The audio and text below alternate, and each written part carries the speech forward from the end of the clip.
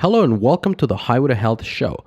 My guest for this episode is Dr. Glenn Livingston. He is a veteran psychologist and was the longtime CEO of a multi-million-dollar consulting firm which has serviced several Fortune 500 clients in the food industry.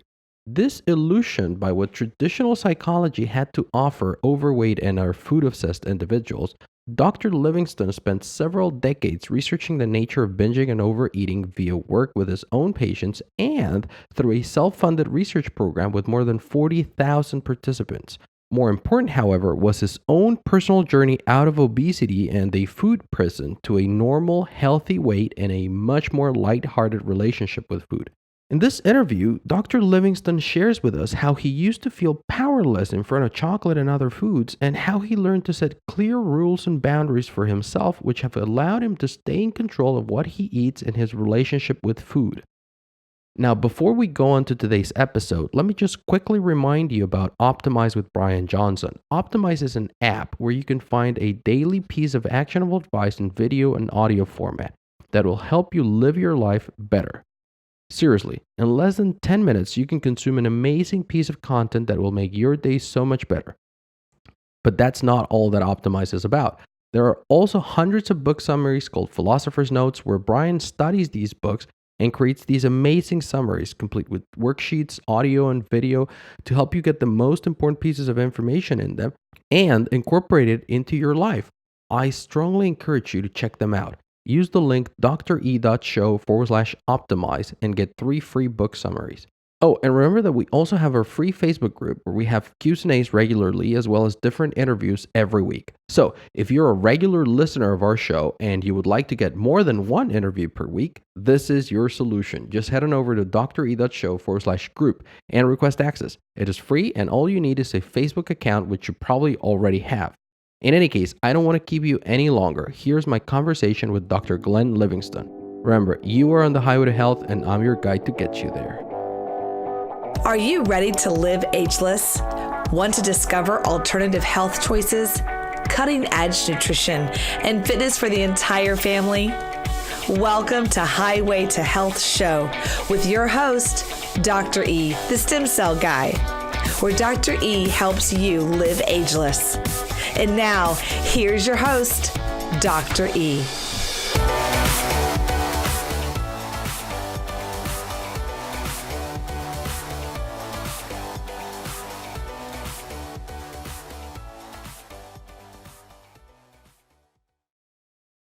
So, Dr. Livingston, you are a psychologist who for many years served as CEO of a consulting firm who worked with many of the big guns in the food industry. And I guess then it's fair to say that you learned a thing or two about what happens there.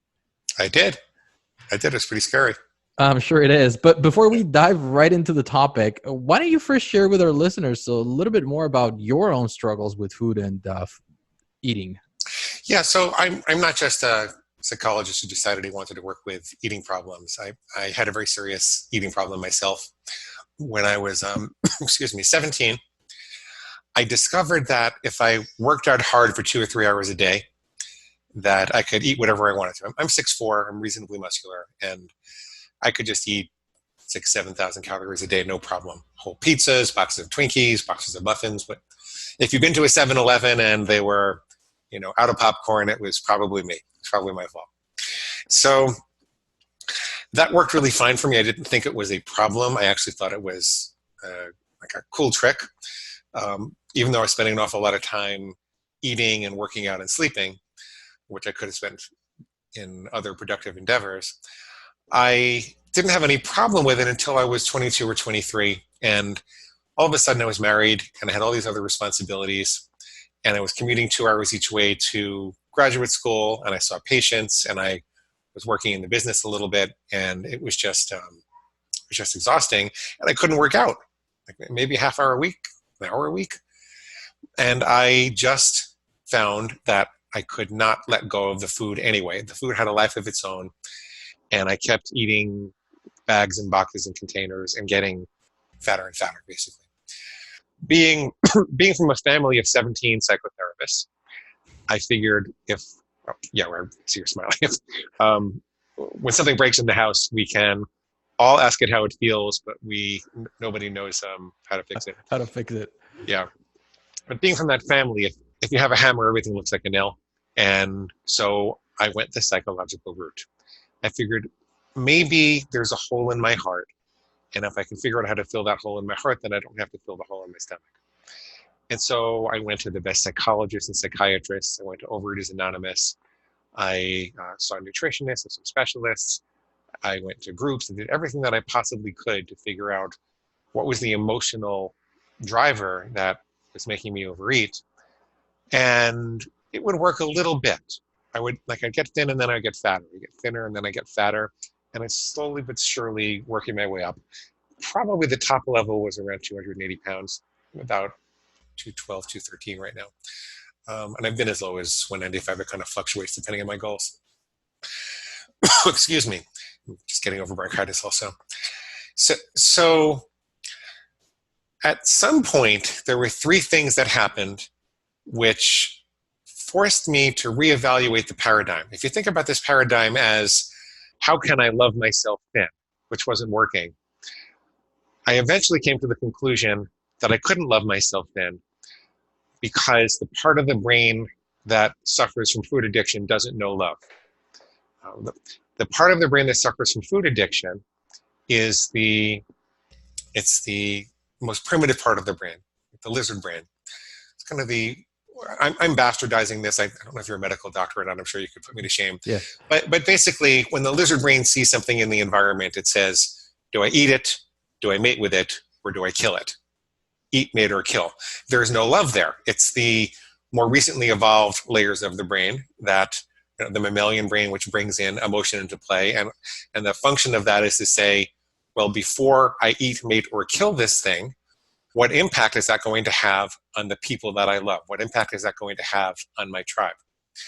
And then so think here's the lizard brain, here's the mammalian brain, and then here's the neocortex. That's the seat of most things we think of as uniquely human.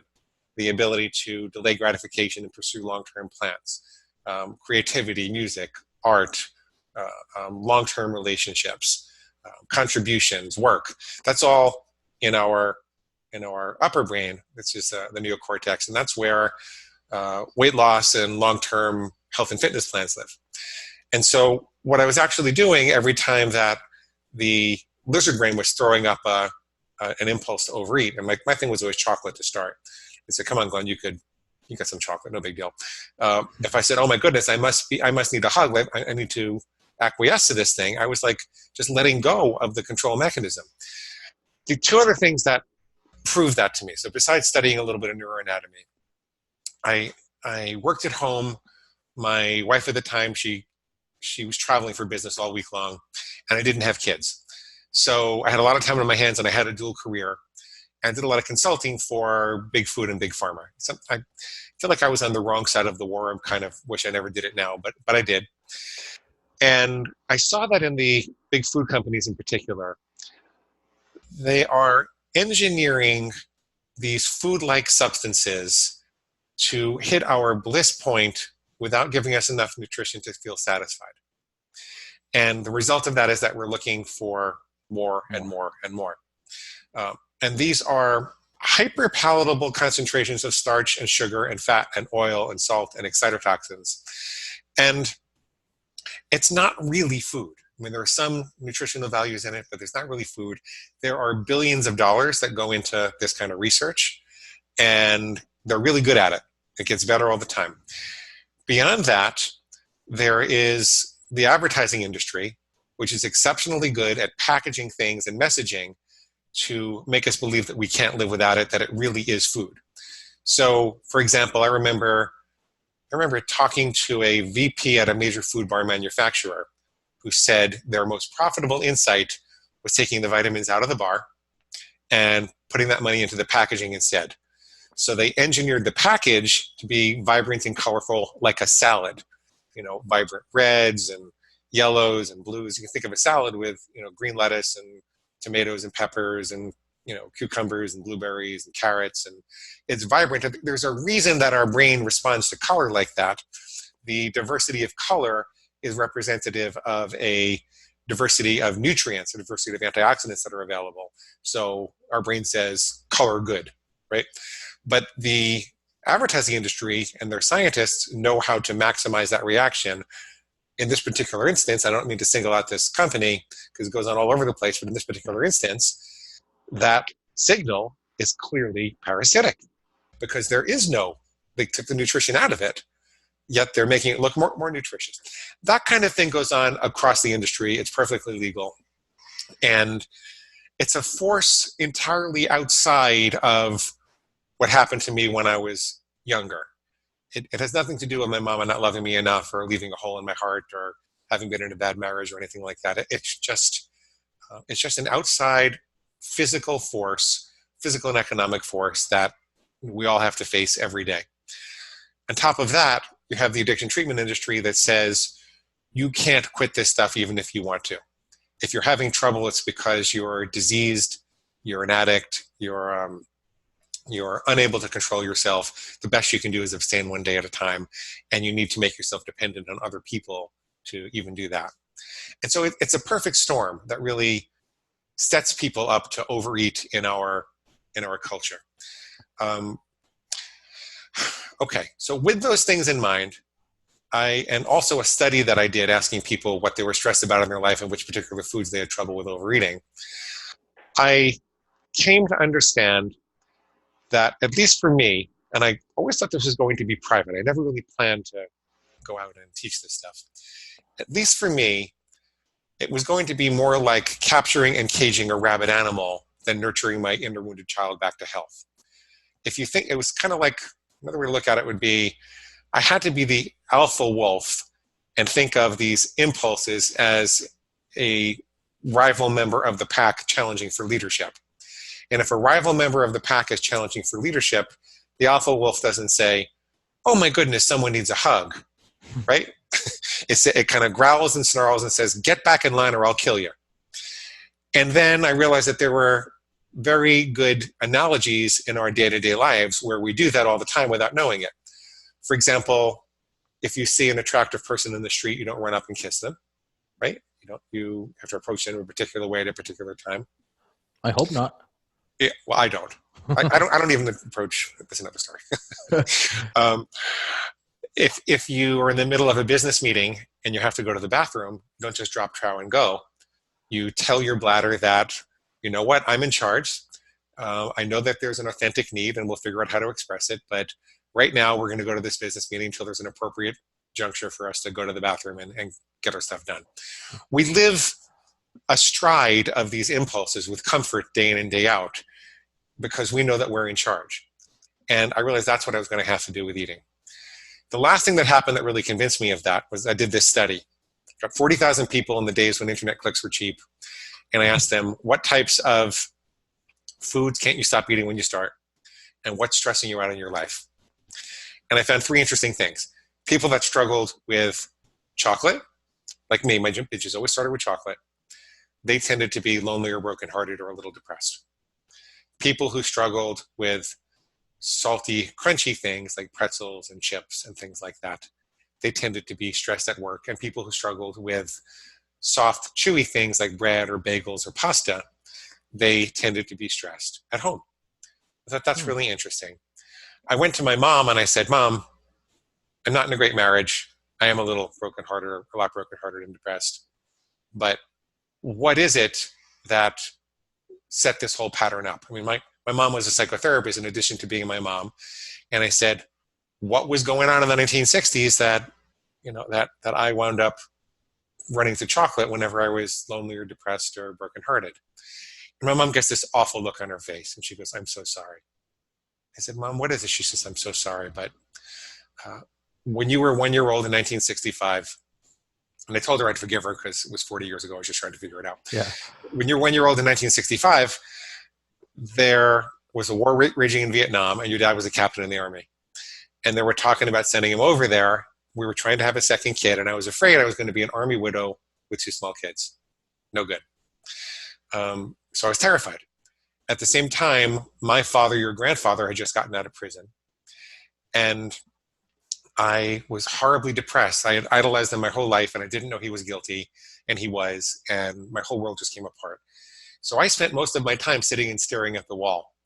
And I didn't have the wherewithal to hug you and hold you and love you when you came running to me. I didn't have the wherewithal to feed you healthy food all the time. So I kept a big bottle of chocolate Bosco syrup in the refrigerator by the floor.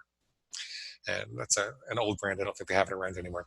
And when you came running to me for love or a hug or some healthy food, I'd say, Glenn, go get your Bosco. And you just go scurrying off to the refrigerator, and you take it out and you suck on the bottle and you go into a chocolate sugar coma. And if this were the movies, Dr. E, Mom and I at this point would have a big hug and a big cry, and I would never have trouble with chocolate again, right? That's what would happen in the movies. Well, it was a good conversation to have. We had a little hug and a metaphorical cry, and I learned a lot about her. I was able to forgive myself more. That it did soften my feelings about myself, but it didn't help with the binging on chocolate. As a matter of fact, it made it worse. The reason for that is that kind of had an excuse now, right? I had an excuse. There's this voice in my head that said, hey, Glenn, you know what? You're right. Our mama didn't love us enough, and she left a great big chocolate-sized hole in our heart. And until we can find the love of our life and get out of this marriage, we're going to have to go right on binging on chocolate. Let's go get some more right now. Yippee!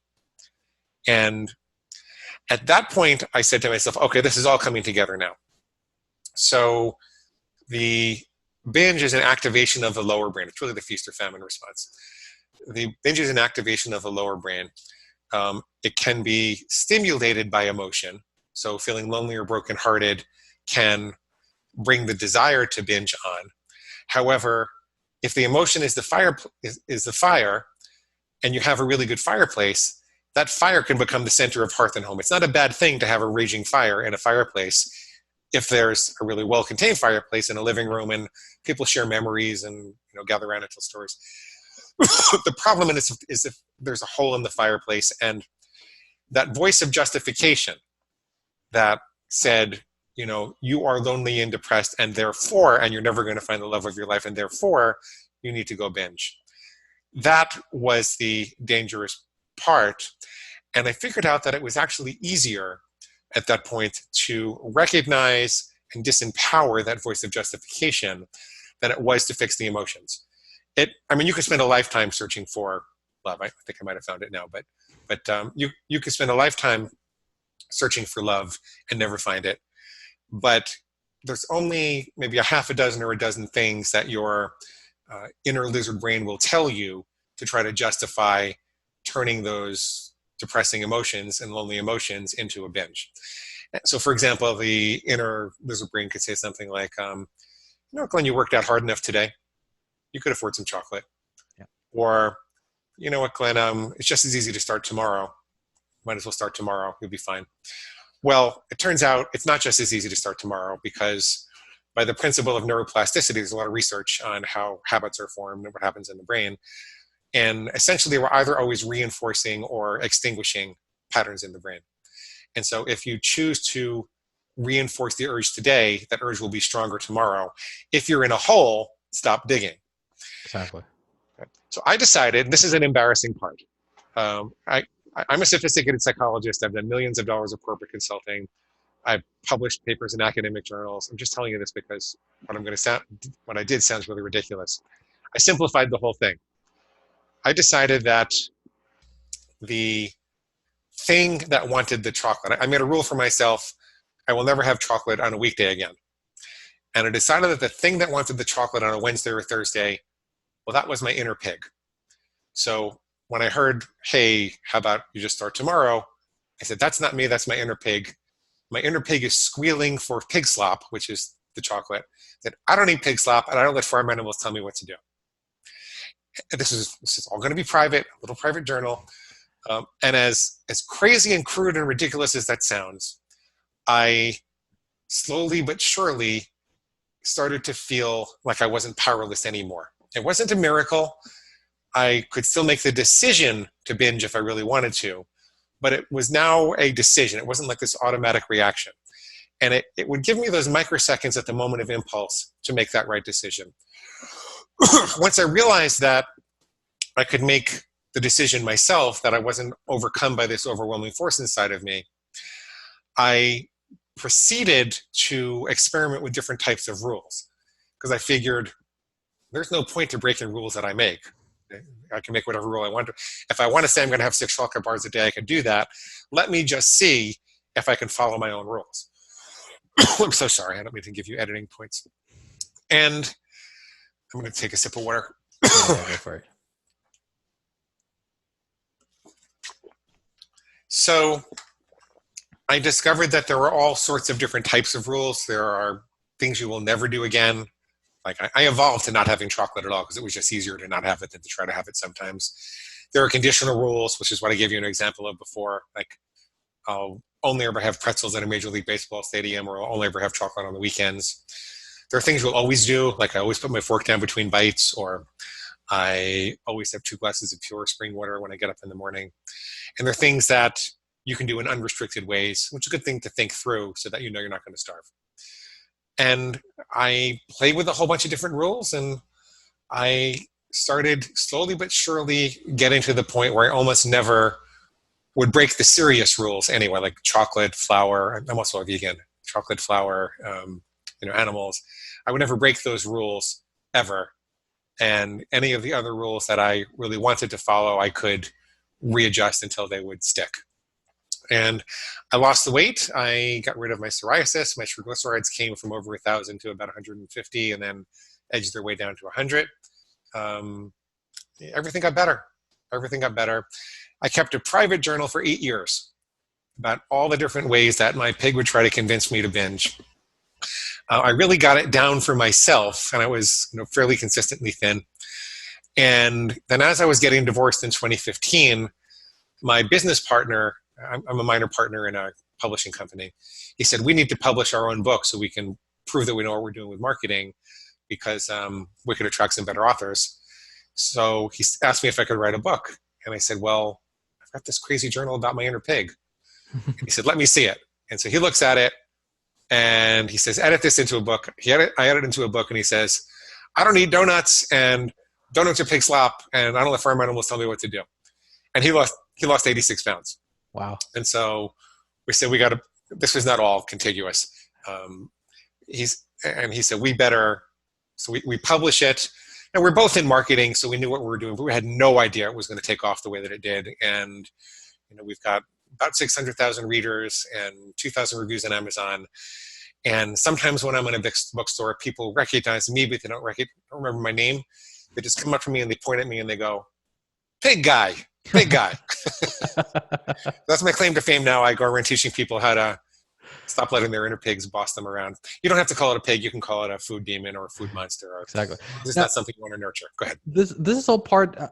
And you've touched upon a couple of different, very interesting topics, and we've had other people come on and share their own struggles in a way. But for our listeners, is there a difference? And if so, what is the difference between overeating, stress eating, and binge eating? Well, binge eating is a clinically diagnosable disorder. And you can look in the DSM-5, and there's a set of criteria about the frequency with which you eat past the point of fullness, despite your own best judgment, feeling self-critical, self-shaming as you're going to do it, gaining a certain amount of weight. So there's a set of criteria, and you could ask yourself, do I fall into that category or not? I don't think, for the purpose of people listening here, it's necessarily helpful. I think because this technique is not a technique to treat binge eating disorder. This is not a treatment at all. This is education and coaching. It is consistent with some of the best practices for treatment, but I don't offer it as a treatment, because really this is about moving your food decisions from your impulses and emotions to your intellect. And it can give anybody better control over what they believe, in executing what they really believe is the best way to eat. So if you overeat beyond your own best judgment, that doesn't mean you belong in a hospital. It just means that you could use a little help to strengthen that muscle that stops when you're going too far. I see. Why do you think, and this is actually something that I was thinking about as you started sharing your journey, why do you think that so many people who are otherwise so successful in what they're doing, we're talking, CEOs and big executives and owners of businesses, that they have all these things in their control, why do you think that they struggle so much with eating and controlling the way they eat? Um, for several reasons. One has to do with the three forces of industry that are overwhelming us in the culture today. Um, there's also a mythology in the culture that says we should use guidelines and not rules to control our eating.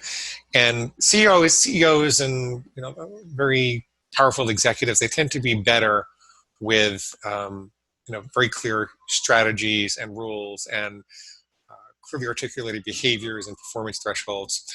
But what we're told in the culture is that everything in moderation is okay. Just avoid chocolate 90% of the time, eat it 10% of the time. The problem with that is that when you're in Starbucks, every time you're in front of a chocolate bar, you're going to have to make a decision. Is this part of the 90% or the 10%? You're going to have to make way more food decisions than you really should.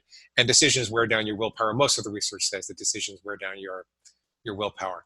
So rules are better. If you want to avoid chocolate 90% of the time, you're better off saying, I will only ever eat chocolate again the last 3 days of the calendar month than to say, I'm going to avoid it 90% of the time. Because in the former situation, you've specified, what are the 10% of special times, and the other one you haven't. No more food decisions to make if you specify it. So that's part of it. Part of it is because there's a toxic pleasure involved. So it's actually a relief. CEOs and corporate executives and these people that are very high performing, they take on an awful lot of stress, and there actually is an escape from the emotions involved with that stress. When you overload your system with toxic pleasure, your nervous system is not able to conduct the emotions in the same way as if it's clean and resting and easy. So you don't feel what you're actually going through as much. That's not the only reason people overeat. They also overeat because they're getting high with food. That's a good part of it. And because most people don't understand the nature of addiction. Most people really think that it's possible to love yourself then. Most people don't really understand that it's like we're of two minds. We have our lizard brain, and then we have our neocortex. And so there's a mythology and a misunderstanding, and it's not actually an incredibly difficult problem to solve, but the blinders are on so big and strong with all of the mythology that people can't really see the target, and so they keep shooting in the wrong place, and they don't know how to get up and re-aim at the bullseye. And so even the strongest of us suffer from that. Yeah, that's what I think. I mean, I totally get it, and the thing, or the reason that I wanted to ask that is because you see these people who in every other, or at least apparently in every other area of their life, they're completely in control, right? And they do the things that they need to do, and they are there, they travel if they need to travel, they wake up early, they do all these other things. But when it comes to eating, a lot of the times, they cannot control it. They seem to be powerless. And again, I think it goes very hand in hand with what you're sharing about really not understanding where these different impulses are originating in our brains, and completely not having control over them. Yeah, and people start asking, well, what does it mean? Why can't I do this? Why can't I stop overeating? And they don't understand that, first of all, they are constantly asking what it means. You're distracting yourself from what you need to do to fix it. Secondly, if you're asking, why can't I stop overeating? You are programming your brain to collect evidence that you can't stop overeating. Like you said, okay, brain, go find me the reasons I can't stop overeating. You're going to find them. And then you're going to go over that evidence, and you're going to build a failure identity. What I prefer you do is to collect evidence of success. How can I stop? Not why can't I, but how can I? Yeah, that is incredibly powerful. We talk a lot about the mindset in general here, in regards to many different things surrounding health, because whether it's exercise, whether it's lifestyle, avoiding toxins, all these different things. And I think that is something that's very important, because a lot of the times we don't really understand or acknowledge how we talk to ourselves is actually installing ideas and beliefs in our mind. Yeah. And that's literally how our mind starts operating. And Yep. if somebody doesn't have control over it, is because at some point in their life, whether consciously, unconsciously, in purpose or accidentally, like it happened to you, you had certain behavior installed in your head. So your brain is simply following its programming. It's not trying to sabotage you, just following instructions. A lot of it has to do with the identity that we take on. I like to tell people that character trumps willpower. So if I ask people, could you quit chocolate forever? Almost everybody says no. I say, no, it's too good. If I ask them, could you become the kind of person who doesn't eat chocolate? They'll say, maybe I could do that. What's the difference? Well, the difference is we're already accustomed to managing tempting behaviors with unwritten rules of character. So for example, if you go into a diner and there's a $10 bill on the table and the waitress hasn't seen her tip, she says she'll be right back to get you a menu. Most everybody would not take that $10 bill, even if nobody would see them. There are no windows, there's nobody up front, nobody would see them take it. And I'll ask them why, and they'll say, because I'm not a thief. That woman worked hard for her money, I wouldn't take her money. And I'll say, so as a matter of character, you've got an unwritten rule that says, I never steal. And they go, yeah. And how much willpower does it take not to take the $10 pill? They'll say, none. It's not even an option. I'm not that kind of person. Why can't we do that with food? Why can't we say, I'm the kind of person who only eats chocolate on Saturdays? Or I'm the kind of person who always puts my fork down between bites. It turns out that we can. It turns out we must. And if you take the time to think through what role you want various foods to play in your life, and then you decide to become the kind of person that lives with that food in that way, you can do it. And character trumps willpower almost all the time. Absolutely. I think that is the way to beat willpower, because willpower, like you very well said, it's not only finite, but it's subject to how we're feeling at that one time. It's subject to the kind of choices that we did before that. It's, so it is difficult to be making that decision all the time. However, if you have that identity, then the decision's already made for you. You don't even have to think about it. It's done. And like, no, I don't eat chocolate, period. That's it. Yeah. So I completely agree. It's something that we normally encourage as well. Same thing for, going to the gym or working out. I'm the kind of person that works out every day, period. It's not optional. Yep. Just like I brush my teeth in the morning, I floss my teeth, and I wipe myself after I go. Exactly. Well, yeah. Now, in your experience, and we see so many fad diets out there in the news and TV, social media, and the one thing that every diet has, and I don't want this to be just a conversation about diets, but I do want to bring it up. But the one thing that every diet does have is a bunch of people who not only have lost weight on that diet, but claim that it is the only diet that ever worked for them. Why do you think this happens? Well, I think it may be the only diet that ever worked for them. I know that the research on permanent weight loss suggests that the people who lose weight and keep it off for 5 years or more are distinct from the people who lose weight and gain it back in the number of attempts that they've made. So that people who finally lose weight have had a multitude of attempts behind them, and then finally stumble across something that really works for them personally. And then they draw the conclusion that everybody should eat like this because this is the only thing that works. I don't know that that's a necessarily safe conclusion to draw, but I do think that there is a natural social instinct to have everybody else eat like you do. I think that there was a time in our evolution when, there would be only one harvest. So there would be one crop available to eat for a couple of months, or there would be maybe a wild animal that was caught. And I think that members of the tribe were probably essential. There was probably more of a burden if someone got sick and had to be taken care of. So you had to eat what everybody else was eating. So we didn't have this freedom of individual choice of, gee, today I think I feel like lobster. We, we had, look, eat what everybody else is eating, get back in line or I'll kill you. And so I think that there is still that anxiety, the fear of social isolation if other people aren't eating the way that you're eating. And so the combination of the serendipity of having found something after a multitude of attempts that didn't work, and then the social instinct that drives people to try to form tribes and get everybody to eat like them, I think that's what's going on there. I'm speculating, but now, yeah. Don't you think as well, basically based on what you've just shared with us, I'm thinking that maybe the reason why that one diet worked suddenly is not so much based on a metabolic reason, saying, oh, you know what, that person started doing so well on a vegan diet because animal foods don't sit well with them, or because or they started doing so well on keto because the carbs just don't sit well with them.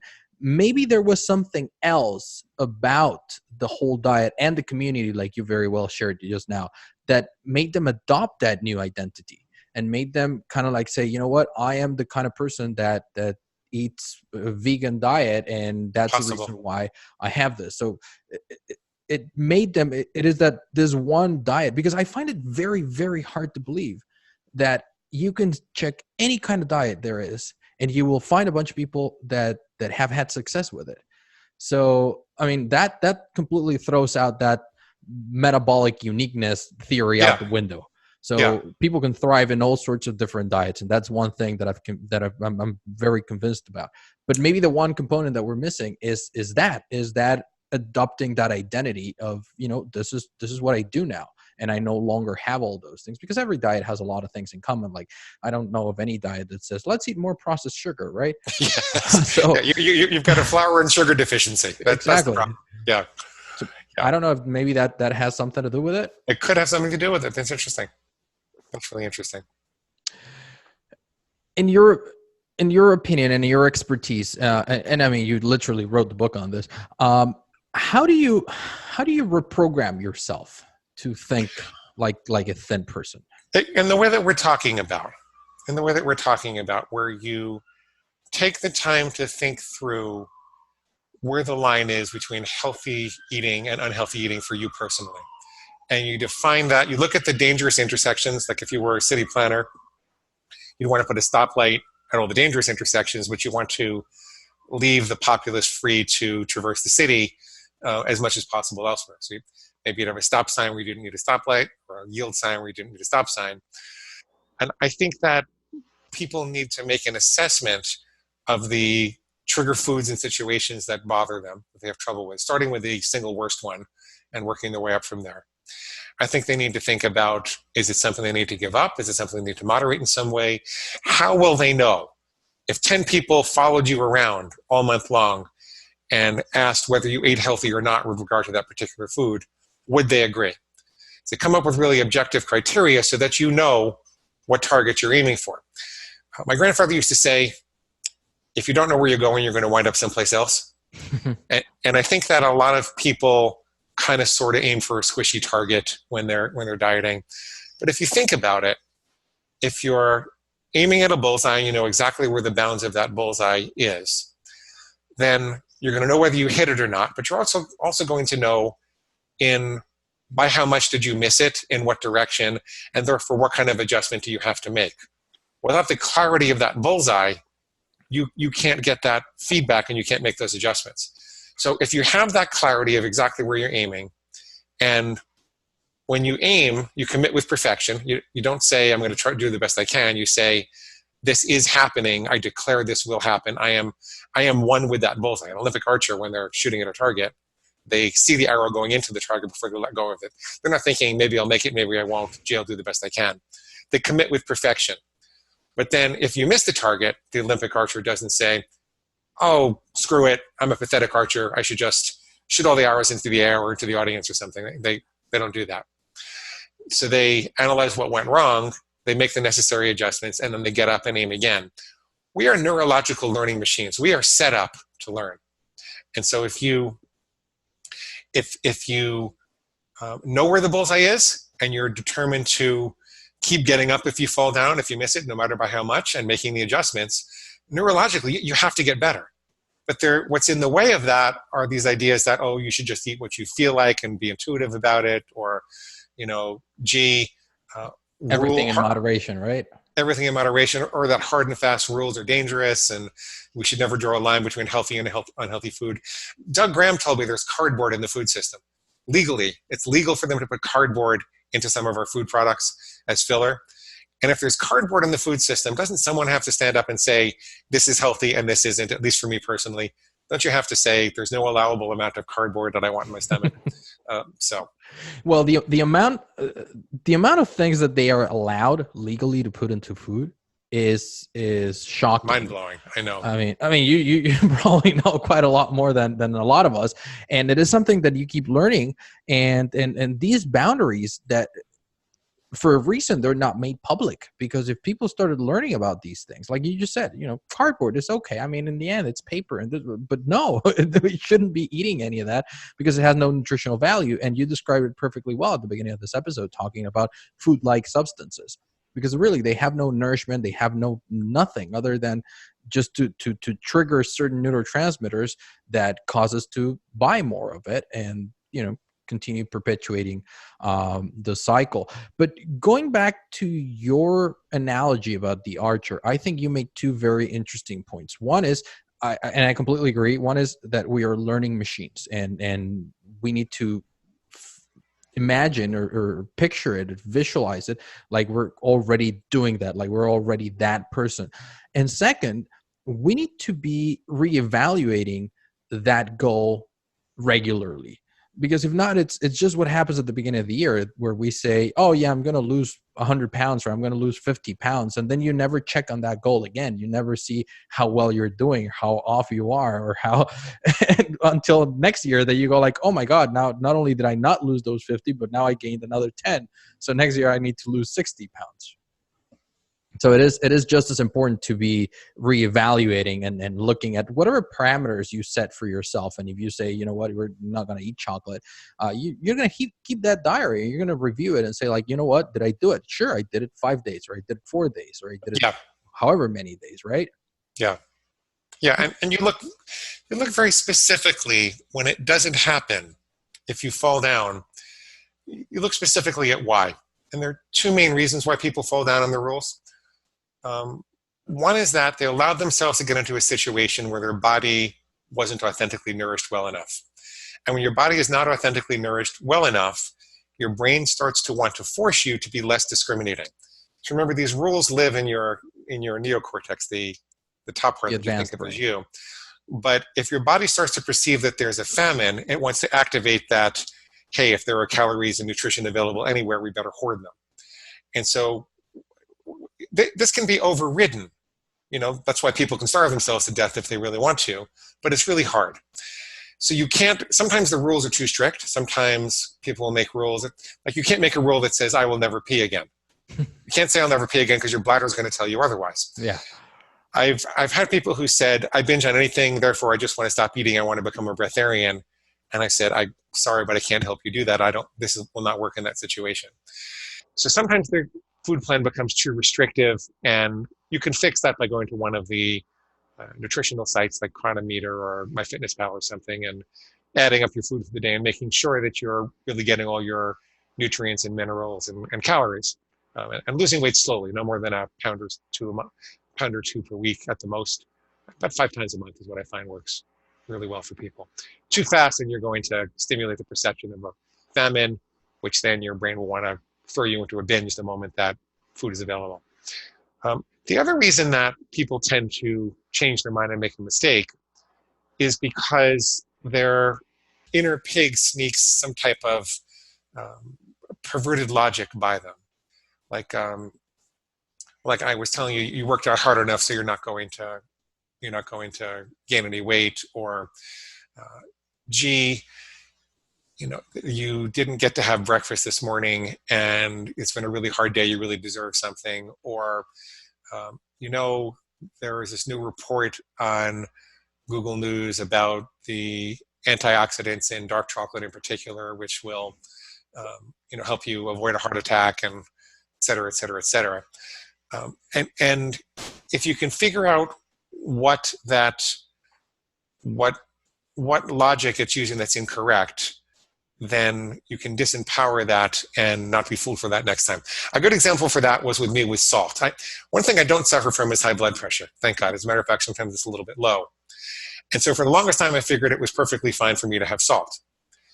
But then I learned that the increased use of sodium increases the incidence of hemorrhagic strokes independent of your blood pressure. So even if you don't have high blood pressure, adding a bunch of salt every day is not a great idea, because you could have a hemorrhagic stroke, which I think that's one of the worst kinds of strokes, right? So that's an example of informationally disempowering the perverted logic that your pig presents you with. And most people think that their pig can present them with an unlimited number of logical explanations for them to binge.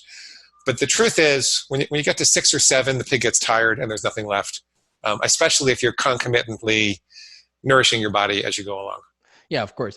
And that, you talk about the pig, but it's something that I always tell my patients when we're talking about these kind of lifestyle changes. And I say, listen, just don't fall prey to that, because it's very easy to do it.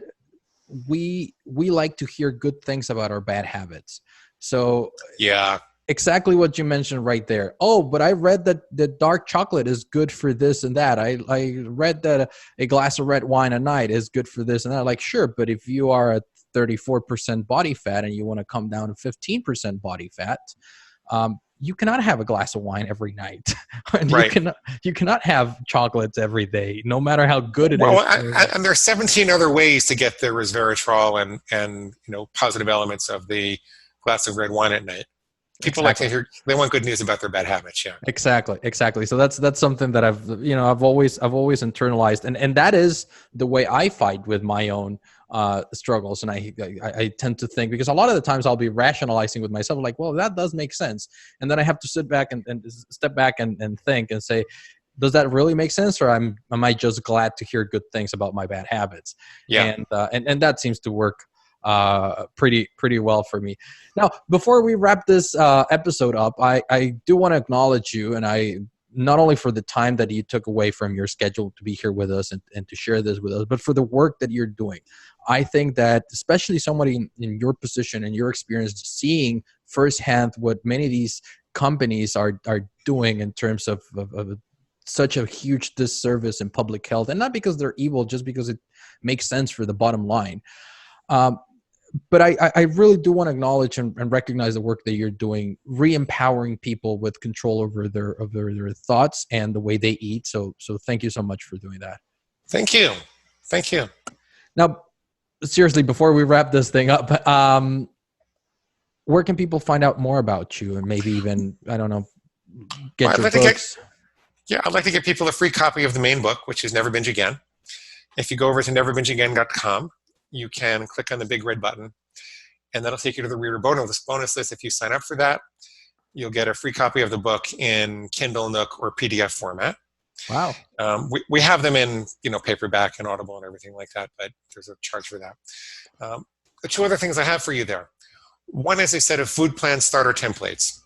So regardless of which dietary philosophy might be, whether it's vegan or macrobiotic or low carb or high carb or paleo, keto, whatever it is, there's a set of potential food rules that you can start with to modify for your own needs, just so you can see how this all works. And then secondly, speaking of that, I know this sounds really weird. I know you're thinking, why does Dr. E have the psychologist on who has a pig inside of him? It doesn't, and he doesn't eat pig slop in it. Yeah. It sounds really harsh, but it's actually a very compassionate theory and method in practice. So what I did is I recorded a whole bunch of sessions from start to end, full-length sessions that you could hear me coaching people through it. This is all free, and you can see how they go from feeling confused and despairing and powerless and depressed about ever being able to solve their food problem to feeling hopeful and empowered and enthusiastic in just one session. So it's at neverbingeagain.com. Click the big red button.